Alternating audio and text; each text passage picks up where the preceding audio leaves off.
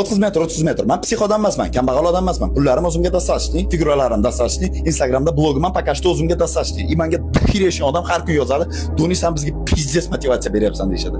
To'g'ri bilan, bu qorin suvaraychalar ham bor menga, который negativ yozadigan, gandon, говно и так далее. Shunaqa odamlar ham bor. No, ularning gapiga qo'yib qo'ygan joyim bor. Ular hayotda hech nimaga erishmagan, janob hech kim. Ular agar men hozirgi yoshlarga motivatsiya beradigan bo'lsam, ularga kerakli maslahat berib, ularning energiyalarini x100 ga chiqaradigan bo'lsam, birinchi o'rinda men sizlarga rahmat aytgan bo'lardim, meni eshitayotganinglar uchun. Ikkinchi o'rinda sizlarga aytadigan gapim, kitob o'qishinglarni maslahat beraman. Menda kitoblar ro'yxati bor. Har doim o'zim sevib o'qiydigan, har ikkita, uchta resimdan bittasini aytadigan zo'r kitoblar ro'yxatini aytaman sizlarga.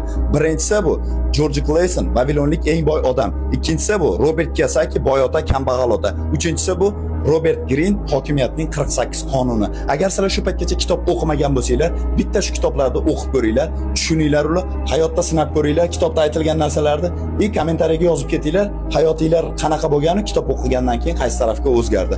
Sog' bo'linglar, hammalaringga baxt tilab qolaman. Rahmat hammanglarga.